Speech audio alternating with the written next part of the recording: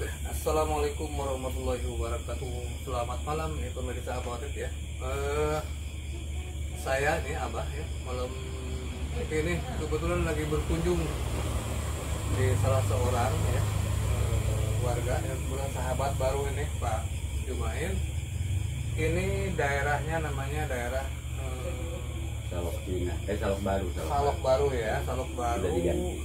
di daerah Karyango. Balikpapan Barat. Karyango, Balikpapan Barat ya, kota Balikpapan, Kalimantan Timur. Sangat berbahagia pada malam hari ini saya bisa berjumpa dengan beliau, dan kebetulan saya berkesempatan juga mengunjungi daerah sini gitu. Yang dulu konon ini adalah kasarnya informasi yang ada gitu, yang pernah saya dengar, ini wilayah yang memang katakanlah kurang diminati penduduk gitu kan ya. Ini ada hutan belantara yang barangkali ini nanti koreksi ya, hutan belukar ya gitu kan ya. Di ini sekarang wilayah ini gitu kan, nanti bisa digambarkan ini wilayah pengembangan daripada ibu kota negara ya, ibu kota negara gitu kan, di wilayah Kalimantan Timur ini yang dikenal dengan namanya IKN gitu kan ya, ibu kota negara, yang titiknya adalah di daerah Penajam, Pasar Utara ya, di daerah Sepaku kalau nggak salah gitu. Dan ini adalah wilayah yang cukup berkembang karena dari salah satu sekarang lagi digenjot gitu kan ya, infrastruktur yang besar-besaran oleh pemerintah sekarang gitu kan, sangat luar biasa menurut pandangan Abah gitu kan ya, untuk menopang daripada ikan ini gitu. Maka wilayah Karyango ini menjadi wilayah penopang perkembangan ekonomi yang luar biasa, di mana sekarang sedang dibangun akses jalan tol ya, dari mulai mulai kota Balikpapan ya, dari Bandara Sepinggan sampai ke titik nol ini sedang akses dibangun. Dan juga pabrik-pabrik ya, industri daripada ini cukup industri CPO yang paling besar kayaknya di Indonesia ini gitu kan ya. Pabrik yang sifatnya refinery ya, refinery daripada sawit ya gitu kan, ada di sini, dan banyak sekarang berkembang gitu kan, termasuk kemarin saya jalan-jalan sampai ke wilayah Samarinda ke sana gitu, tol sudah dibangun gitu, dan perkembangan pembangunan berkembang.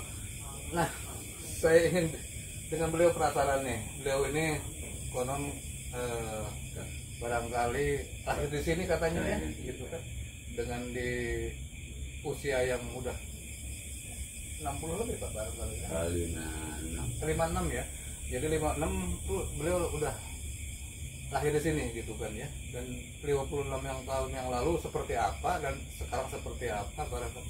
Nah, saya ingin menggali informasi dari beliau nih, kebetulan ketemu nih gitu kan, karena beliau yang sempat lahir di sini, tahu situasi di sini dari dulu, barangkali menceritakan masa lalu wilayah ini Pak barangkali. Dan jangan-jangan Bapak juga bukan orang sini barangkali kan, seperti itu. Nanti cerita silakan Bapak ya gitu kan. Sampai kondisi seperti ini gitu kan, yang wilayahnya berkembang, tadi bisa Bapak rasakan, ada Bapak ceritakan gitu kan. Bagaimana Pak? Silakan barangkali pertama bagaimana riwayat Bapak ada di sini, boleh gitu kan ya. Terus mungkin juga dulu sepengetahuan kecil Bapak, atau mungkin melalui cerita-cerita dari sahabat-sahabat atau orang-orang yang sudah lama sebagainya, boleh diceritakan wilayah sini gitu kan ya. Dan juga mungkin Bapak pernah keluar berkelana ke wilayah lain juga boleh ceritakan. Silakan Pak Jumain, memperkenalkan diri juga sekaligus ya. Bismillahirrahmanirrahim. Saya Jumain, 8 bersaudara. Jadi tempat lahir saya kira-kira 5 km ke arah barat sana. Pada tahun 76, awal 76 saya merantau ke Kalsaran, Nunukan namanya. Nunukan ya. Nah, terus saya masuk SD di sana, sampailah lulus SMP baru saya balik lagi ke sini meneruskan di STM Sepinggan Balikpapan. Jadi saya siswa pertama, angkatan pertama yang di Sepinggan. Angkatan pertama ya? Yang di Sepinggan ya. 85 masuknya, keluarnya tentu 88. Ya. Nah, setelah lulus saya langsung balik menukan lagi 5 tahun di sana, peternakan ayam potong. Terus 94 saya masih ingat September 21 September saya ke Riau, Pulau Batam, selama lebih 10 tahun di sana. Wah, lama juga merantau. Awal 2005 baru saya kembali ke sini. Jadi yang di Sumateranya nggak usah dicerita. Iya. Awal 2005 sini sampailah sekarang. Jadi kalau dulu di sini nggak ada yang minat mau ke sini, masuk sini ya benar juga. Itu benarnya ya. Iya, karena di sini kan dibuka sama orang tua itu tahun 82. Boleh Bapak cerita di masa lalu awal di sini gitu kan? Orang tua barangkali seperti apa boleh? Sampai ada di sini gimana ceritanya gitu? Orang tua dulu waktu merantau ke Kaltara, orang tua cuma 3 tahun di Kaltara. Pulang duluan di sini langsung dia buka di sini 82 itu. 82 di sini. Nah, kosong di tanah ini ya wilayah ini kosong, cuma kalau untuk pabrik triplek sudah ada di namanya Teluk Baru, kira-kira 3,5 kilometer dari sini. Sudah ada. Ya segitu aja Pak yang saya tahu. Sampailah sekarang di mana di kawasan industri. Jadi dulu ini orang banyak yang di luar yang apa tadi ada pabrik apa triplek ya? Iya. Triplek. Di luar itu masyarakat tidak mau untuk bisa bawa hidup di sini dalam artian di luar mereka jadi pegawai punya gitu kan, pegawai di kehutanan, iya. Yang untuk bertani atau apa di sini nggak ada ya, nggak yang ada untuk dulu itu. Sedikit. Mungkin hanya orang tua ya barangkali. Sedikit aja Pak yang ada. Yang bertani di sini ya tentu hasil taninya dijual ke karyawan tripleksan.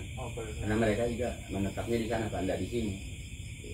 Jarak 3,5 kilo tuh Pak dari sini kalau kita ukur. Tapi nggak sepadan seperti di sini ya sekarang ya? Enggak, cuma 4 rumah Pak pertama dibuka. 4 rumah pemirsa. Ya. Iya kalau memang pantas disebut rumah, lebih tepatnya pondok barangkali. Pondok ya gitu kan. Kalau itu tadi gubuk-gubuk barangkali ya gitu ya boleh ya gitu. Saung gubuk betul. Saung Jawa Barat aja. Semacam saung hidup berkeluarga di sini ya gitu kan bertahan. Gitu kan.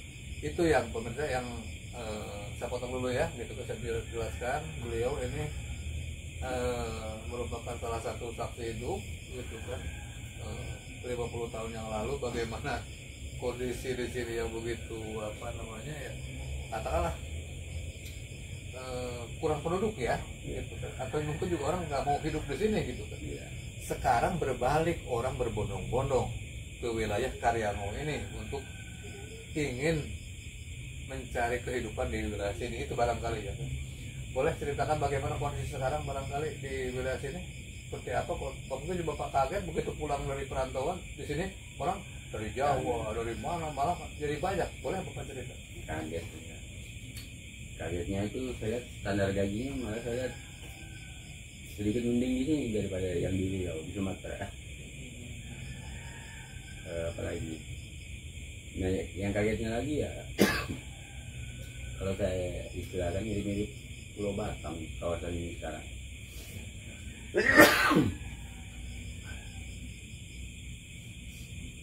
Jadi pemirsa ya perlu sampaikan, saya begitu datang ke sini gitu bingung sebetulnya gitu, saya harus ngobrol dengan siapa ya tentang wilayah sini, karena tanya sana orang baru datang sebulan 2 bulan gitu kan ya, ketemu di sebelah sana gitu kan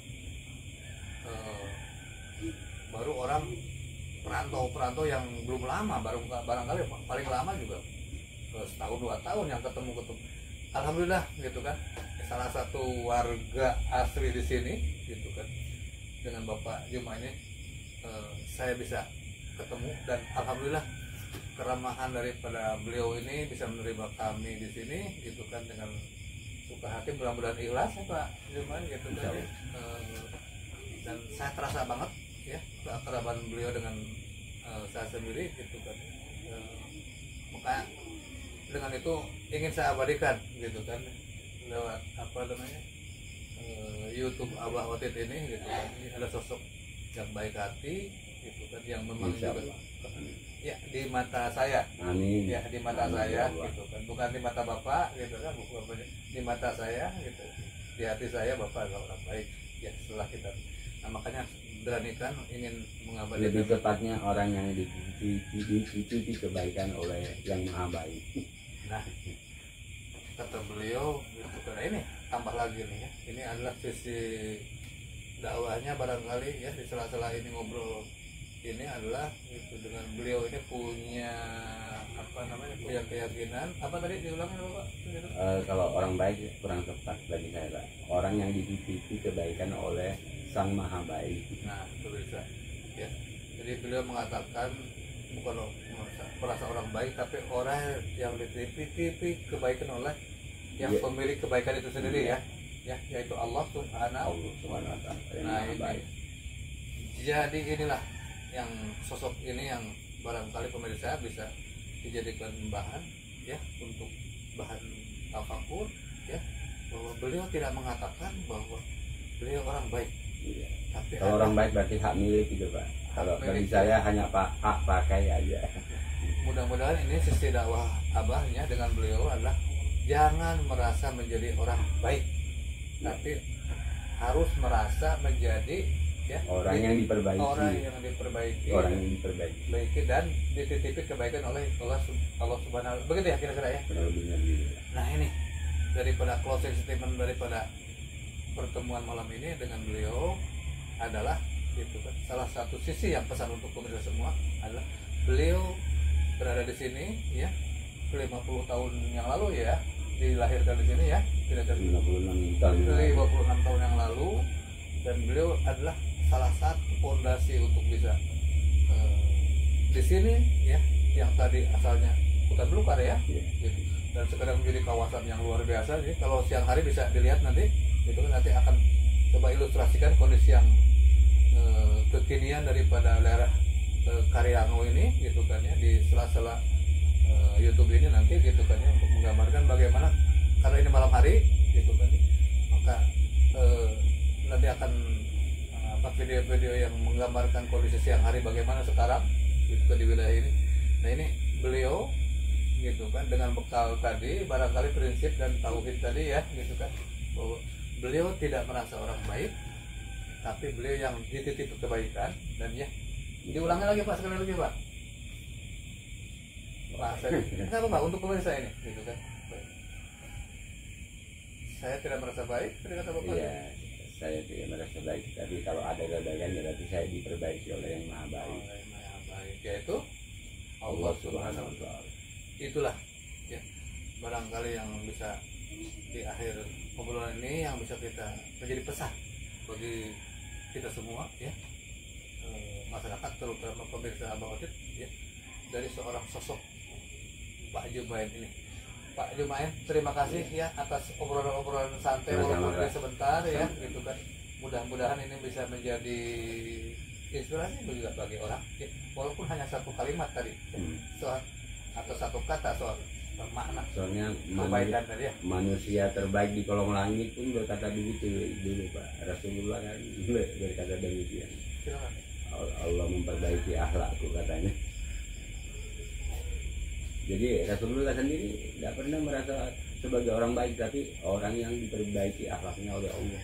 Jadi Rasulullah kata beliau gitu kan, tadi juga ditambahkan gitu kan, adalah orang yang dititipi untuk memperbaiki akhlaknya ya gitu ya. Ya. Orang yang disempurnakan akhlaknya oleh Allah. Disempurnakan akhlaknya Allah Subhanahu wa Ta'ala ya, dan diberikan amanah untuk memperbaiki akhlak manusia gitu ya, kira-kira seperti itu. Terima kasih Pak, sudah bisa ngobrol-ngobrol yang mudah-mudahan ini tayangan ini bisa berguna bagi semua pihak yang menonton daripada channel Abah Otid ini ya. Sekali lagi terima kasih Pak Jumain ya. Demikian pemirsa, wassalamualaikum warahmatullahi wabarakatuh.